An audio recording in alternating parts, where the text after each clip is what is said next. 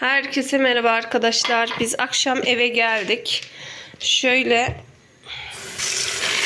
şunları bir önden yıkayacağım. Böyle bir bardak kuru fasulye, bir bardak da nohut var. Bunlarla soğuk çorba yapacağız. O akşam diyorum, dün toplamışlardı ya Emre ile Ayşe. Yabani nane diyoruz. Narpuz yani. Onunla böyle bir soğuk çorba yapalım dedik. Patlıcanları zaten ben orada kızartmıştım. Hazır. İçi doldurulacak sadece.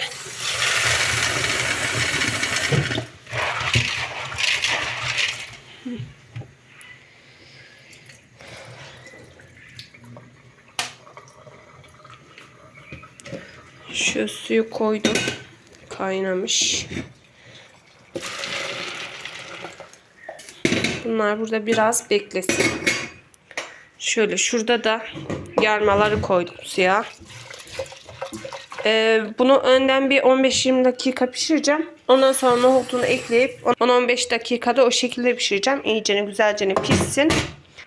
Şu tüpü çıkarttım. Niye? Kampa gideceğiz ya biz yine Muğla'ya, inşallah nasip olursa. Tüp ne kadar dolu hiç bilmiyoruz. Az mı var, çok mu var? Emre dede de onu birkaç gün kullan, bitsin, dolduralım. Yani sonra orada biter, ne yapar? Hazırlıklı olalım diye. Böyle onu çıkardım. Birkaç gün yemekleri bunda yapacağım. Yalnız biraz tehlikeli. Efe'den korkuyorum. Böyle mutfakta koşturuyor, ettiriyor, döker diye. Şöyle tezgahın üstüne koysam orada dolaba yaklaşık olur. Bilmiyorum nasıl yaparım. Ya balkona koyarım, kapatırım kapıyı, çıkmasın. Akşam geldik. Banyolar yapıldı.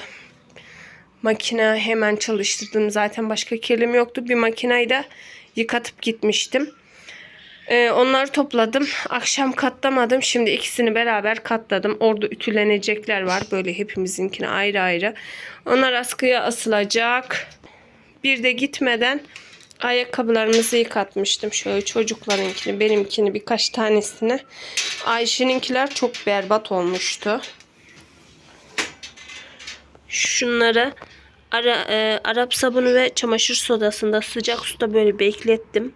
Bayağı güzel, etkili olmuş. Şu işlerini de çıkarıp ayrı yıkamıştım. Şuralarda hala var ama eski halini bir görseydiniz, kapkaraydı. Yine de bayağı güzel yapmış. Şunlar zaten çok kirli değildi de. Atmışken atayım dedim. Efe'ninkileri attım. Benimkiler yıkandı. Tertemiz olmuş. Şimdi bunların ipleri asılacak. Ama hiç uğraşasım yok. Herkes kendi ayakkabısının ipini taksın.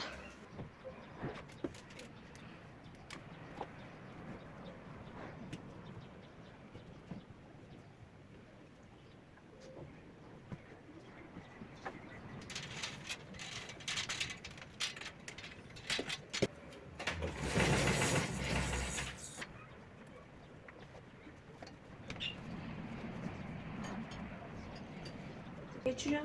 Sonra kendin takarsın onları, tamam mı?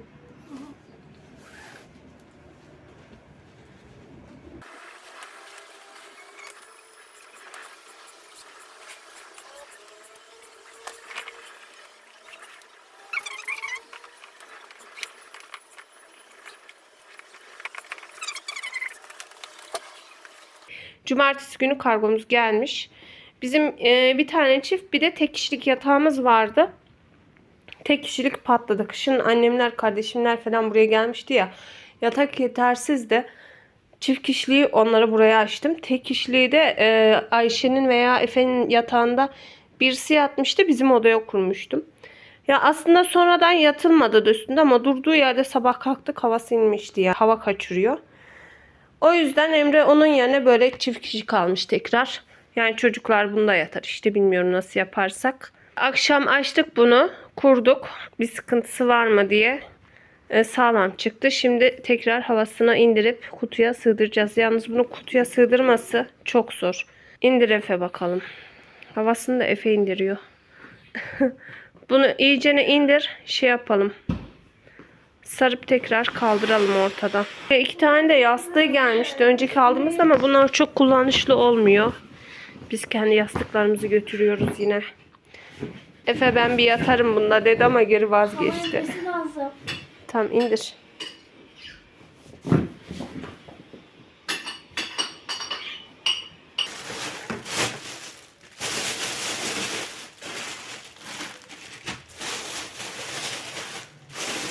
Bahçeden şöyle yapraklarımı topladım arkadaşlar ama bugün sarmayacağım. Aslında sarsam daha iyi olur da küçük bir tencere çıkardı.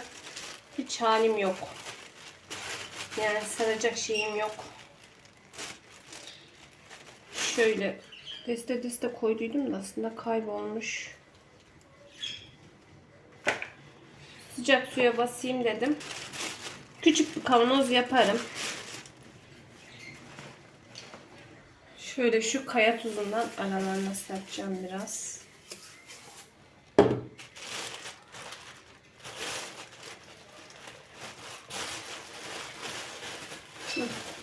Dün bu yaprağı toplarken horoz yine bana saldırdı arkadaşlar. Yan tarafta o yeşillik alandaydı. Bir tane asma vardı o kümesin olduğu yerde. Sessizce ne girdim. Dedim toplayayım çıkayım hemen. Bir de topladım böyle dizmedim de biliyor musunuz? Gelir ne yapar diye. Avucuma aldım. Tam çıkıyordum bir baktım horoz kaça kaça bir geliyor. Bacağımı gagalamıştı. Dün bir şey yoktu aslında. Sabah baktım bacağım, hatta Ayşe gösterdi anne bacağından olmuş diye. Böyle mosmor olmuş bacağım. Ortası da böyle sanki bir şey ısırmış gibi. Herhalde dedim böcek falan ısırdı. Bir şey ısırdı ondan oldu. Sonradan aklıma geldi. Dün o bacağımı horoz gagalamıştı. Ondan dolayı olmuş. Mosmor olmuş. Artık gözüm korktu ondan. Dün bayağı bir kızdırmıştım da aslında bana Emre'ye falan yapmıyor onu. Emre dışında herkese saldırıyor yani. Son anda böyle tam çıkarken geldi baktım arkamdan kaça kaça bacağımı gagaladı. Bağırış çığırış kaçtım. Emre yakaladı horozu kuyruğundan aldı. Yine de bacağımı morartmış.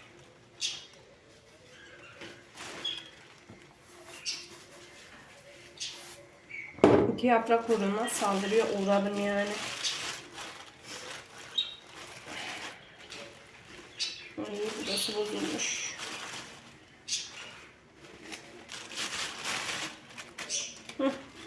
Bayağı da varmış yine de yaprağımız ha. Bize küçük bir tencere olur. Şöyle biraz daha tuz atacağım. Tuz bunun garantisi. Şöyle Emre bazı dallarını kopartmıştı. Onları da aldım böyle. Sararken tencerenin altına koyarım diye. Ben genelde çoğu zaman tutuşturuyorum dibini. Yağının bari onlar olsun.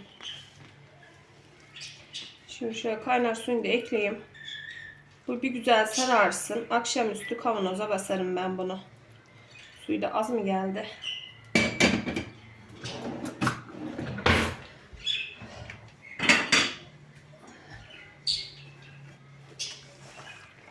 Şöyle baskı yaparsak bu su buna yeter. Şöyle ben bunun üstüne bir ağırlık koyayım. Bu kenarda beklesin. Dediğim gibi akşama kadar sararsın. Ondan sonra basarız bunu. İlk önce bir iki kere katlayalım şöyle.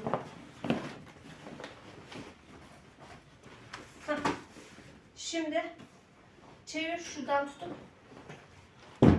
Şimdi şöyle. Böyle yaparsan kutuya sığar mı? Sığmaz. Daha havası var. Aç bir havasını önce bir ittir.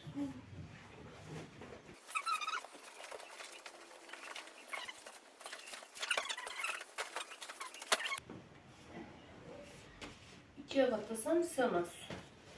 Üçe katlasak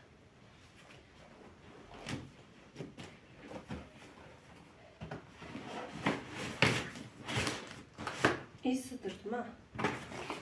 Tamam.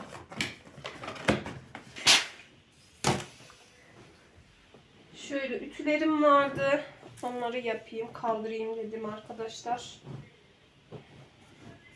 Ya şu aldığım kumaşlar iyi, hoş, böyle yakıcı değil ama hep ütü istiyor. Ben de ütüyü hiç sevmiyorum. Neyse, ütünü seven de kendine katlanır demişler. Biz de mecbur yapacağız. Diğer naylonlar iyi oluyor ütü yönünden. Ama yazında giyilmiyor. Sıcakta yakıyor. Şu iki tane tunik diktim. Onlar da aynı şekilde.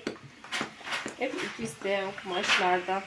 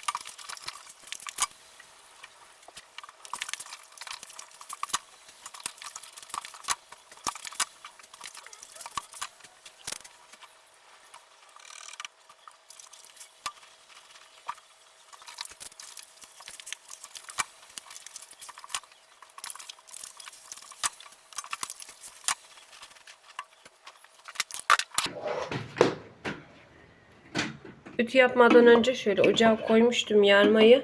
Şimdi bunları ekleyeceğim. Bunlara ıslattığım suyu süzdüm, bir daha yıkadım. Şöyle tekrar üzerine temiz su koydum. Şöyle bununla da bir nohutlar pişene kadar zaten 10-15 dakika tutsam 15 dakika çok bile geliyor bazen. Islatma durumuna bağlı. Pişiyor. Şimdi bunun ağzını tekrar kapatayım ben arkadaşlar. İnşallah taşmaz suyu. Bir tık fazla gibi oldu. 15 dakikada bununla kaynasın, tamam. Bayağı çok yapmışım. Kalan ama ziyan olmaz. Nasıl? Kalanla soğuyunca poşetler buzluğa atarım. Yayla çorbasını da zaten aynı, ben buğday, kimisi yarma diyor, biz yarma diyoruz. Onunla yapıyorum ya. Yapmadan önce buzluktan çıkartırım, eritirim. Hazır haşlanmış olduğu için yani. O şekilde kullanırım, değerlenir. Karnıyarığın yanına dedim ki pirinç pilav yapayım. Pirincim de şu kadar kalmış. Bizim buradaki BİM de tadilata girdi. Genelde pirincimi oradan alıyordum. Oranın pirinci güzel oluyor ya. Öyle. Şimdi bunu şey yapacağım artık. Şimdi şoktan falan da hiç almadım. Daha önce pirinç nasıl bilmiyorum oranınki. Dedim bol şehriyeli yapayım. Burada anca bir bardak kadar pirinç var. Bir bardak da şehriye eklerim. Öyle de güzel olur. Şurada da narpuzlarımı yıkadım böyle. Güzel suda beklettim iyicene. Bunları ufak ufak doğrayacağım ben şimdi. Bu olmasaydı nane getirmiştim. Bahçeden nane doğrayacaktım ama varken bunu yapayım dedim. Bir de şöyle bahçenin yağısı ve deterjanı bitmişti. Onları ekledim. Bunları hatta şöyle kenara alayım. Gittiğimizde götürürüz. Ay. Karnıyarığımın iç harcını yaptım. Burada çorba pişiyordu. Gördüğünüz gibi birden böyle suları falan fışkırmaya başladı. Hemen altını kapattım. Patlar diye korktum. Kapağı falan mahvoldu. Hatta ocağın şuralarını falan da batırdı. O yüzden tekrar ben de kapatmadım kapağını. Fasulyesi zaten pişmiş. Sadece nohudu hafif bir diriydi. O yüzden şöyle, hatta bunun altını kısayım biraz. Dibine tutacak gibi. Ama bayağı çok yapmışım. Neyse artık, zaten dediğim gibi ziyan olmaz. Soğuyunca buzluğa atarım bunu. Bunu çocuklar çok seviyor. Çorbasını ben de severim. İçine buz küplerimden atarım. Soğuk soğuk iyi gider. Artık patlıcan denk geldiğinde patlıcanlarımı bahçeye götürür, orada kızartırım arkadaşlar. Büyük kolaylık gerçekten. Yoksa şimdi buralar her yer yağ içinde olmuştu. Patlıyor, çatlıyor, her yer batıyor. Aşırı ama böyle suyunu bırakmış bu. Dün hiç böyle değildi, biliyor musunuz? Dün size göstermiş miydim ben bunu kızardıktan sonra, hatırlamıyorum ama. Bekleyince böyle sulanmış. Bunları alalım bir şimdi.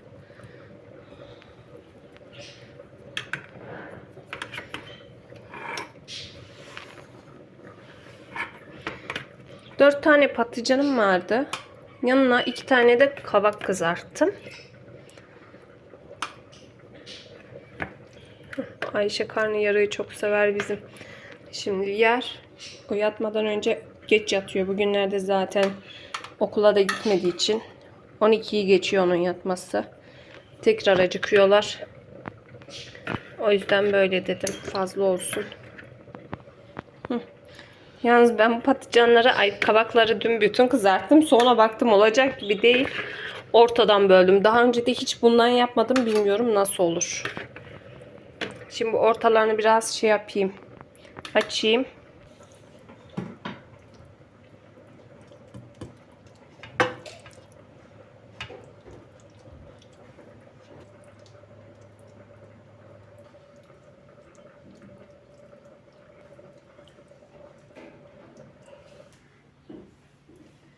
Şöyle salçalı sosunu da hazırladım. Fırına girmeye hazır. Ay.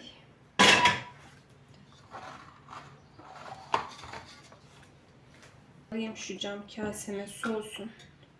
Ondan sonra yoğurduyla birleştireceğim. Yaprakları şöyle kavanozuma bastım. İlk önce yarım kiloluğa bastım. Baktım almayacak. Çok zorluyordu yani. Buna geçirdim arkadaşlar. Şöyle aralarına az az tuz atarak yine bastım. Şöyle ilk o bastığım suyu da tekrar bir kaynattım. Şimdi bu suyla bunu vakumlayacağız. Ben geçen sene de böyle yapmıştım. Asla bozulma, çürüme olmuyor. Güzel olmuştu. Kapağım da yeni değil ama inşallah tutar. Hazır. Bunu kenara alalım. Şimdi şu çorbayı yapalım.